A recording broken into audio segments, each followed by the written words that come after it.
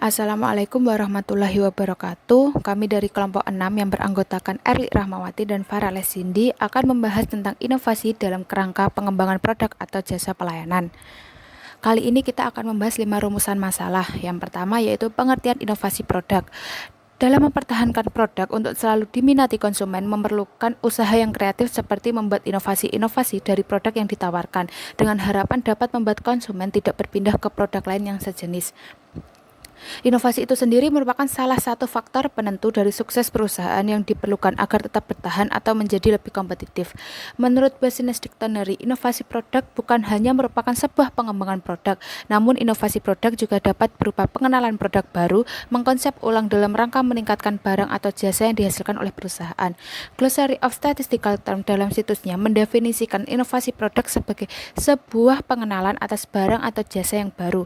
Peningkatan karakteristik atau kegunaan produk tersebut juga dianggap sebagai nilai tambah hasil dari inovasi produk yang dilakukan perusahaan. Berdasarkan beberapa definisi tadi dapat diambil kesimpulan bahwa sebuah inovasi produk bukan hanya merupakan bentuk dari penciptaan produk baru yang dihasilkan perusahaan, namun dapat diartikan pula sebagai peningkatan mutu baik dari segi bahan baku, bentuk fisik, ataupun kemampuan barang yang sebelumnya sudah pernah dipasarkan. Inovasi produk ini bukan hanya dapat dilakukan pada barang yang tangible atau barang yang berwujud, namun juga dapat dilakukan pada barang yang intangible yang berupa servis atau jasa dan juga berupa dari kombinasi keduanya. Kotler dan Armstrong menyebutkan bahwa terdapat 3 atribut yang menempel pada inovasi produk. Yang pertama yaitu fitur produk. Varian produk dapat dianggap sebagai sebuah sarana atau alat yang kompetitif dan pembeda antara produk yang diciptakan oleh sebuah perusahaan dengan perusahaan lainnya. Yang dimaksud dengan fitur produk ini adalah suatu yang unik, istimewa, dan kekhasan yang dimiliki produk tersebut sebagai nilai jual tambahan. Karakteristik yang melekat dengan sempurna pada sebuah produk merupakan hasil dari pengembangan dan penyempurnaan secara terus-menerus. Yang kedua yaitu desain dan rancangan produk. Desain produk merupakan cara yang lain untuk mendapatkan nilai tambah produk di mata penggunanya. Desain adalah cara untuk mengkonsep yang mampu mewakili dan menggambarkan sebuah produk. Kotler dan Armstrong mengartikan desain atau perancangan produk sebagai sebuah keistimewaan yang dapat mempengaruhi bukan hanya penampilan namun juga fungsi dari produk sebagai kebutuhan konsumen. Yang ketiga yaitu kualitas. Kualitas produk merupakan sebuah tingkatan dari produk yang mampu melakukan fungsi-fungsinya semaksimal mungkin. Nah, fungsinya itu adalah fungsi daya tahan produk, kehandalan, dan ketelitian dari produk yang dihasilkan. Materi yang kedua yaitu faktor-faktor yang mempengaruhi ide dalam inovasi produk. Umumnya, ide yang muncul saat ini bukanlah sebuah ide yang baru. Ide-ide tersebut berasal dari hasil daur ulang atau merupakan sebuah kombinasi ide-ide lama yang sebelumnya sudah ada namun belum dapat diaplikasikan. Sebuah ide yang menarik dan inovatif baik berasal dari ide baru maupun daur ulang dapat dirancang dengan bantuan. Beberapa aspek yang dapat mempengaruhi ide ialah yang pertama kepemimpinan. Kepemimpinan merupakan sebuah kemampuan yang dimiliki seseorang untuk mempengaruhi suatu kelompok. Kepemimpinan merupakan salah satu faktor yang penting untuk menuju kepada tercapainya tujuan organisasi yang ditentukan sebelumnya. Yang kedua yaitu dinamika lingkungan. Dinamika lingkungan dijabarkan sebagai sebuah perubahan dan ketidakstabilan lingkungan yang sulit diramalkan. Kesuksesan sebuah industri bergantung bagaimana hubungan industri tersebut dengan lingkungannya. Lingkungan bisnis selalu berubah dan dinamis. Hal tersebut didasari oleh banyak faktor. Oke, materi ketiga akan disampaikan oleh saudari Farales Cindy. Selanjutnya saya akan melanjutkan dari pembahasan saudari Erli. Ada beberapa manfaat inovasi. Yang pertama, bermanfaat terjadinya peningkatan investasi. Maksudnya adalah adanya peralatan mesin pabrik dan bentuk investasi lainnya yang lebih banyak. Untuk selanjutnya, terjadinya peningkatan kualitas tenaga kerja. Di sini dimaksudkan peningkatan kualitas itu lebih tinggi daripada peningkatan kuantitasnya.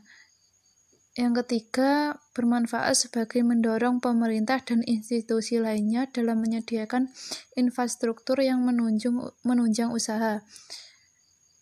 Penggunaan sumber daya yang tersedia lebih efektif.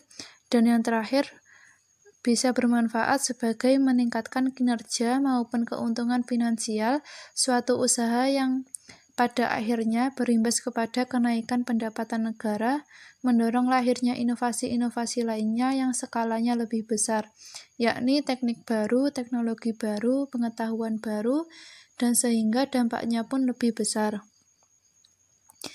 Untuk pembahasan selanjutnya adalah kegagalan dalam inovasi produk. Beberapa faktor yang mempengaruhi dalam kegagalan inovasi adalah akan menghalangi ide kreatif, selanjutnya biayanya yang mahal, tidak memiliki arah dalam berinovasi, tidak mampu merekomendasikan ide dalam bentuk produk, kemudian konsumen tidak puas dengan hasil inovasi produk, dan yang terakhir adalah konsumen menemukan produk yang lebih baik. Untuk inovasi jasa pelayanan, maksud dari ini adalah yang pertama, pengertian layanan pelanggan meliputi berbagai aktivitas di seluruh area bisnis yang berusaha mengkombinasikan mulai dari pemesanan, pemrosesan, hingga pemberian hasil jasa melalui komunikasi untuk mempererat kerjasama dengan pelanggan. Nah, untuk faktor utama yang mempengaruhi kualitas layanan, yang pertama ada persepsi pelanggan atas layanan yang nyata mereka terima. Kualitas harus dimulai kebutuhan konsumen dan berakhir pada persepsi pelanggan.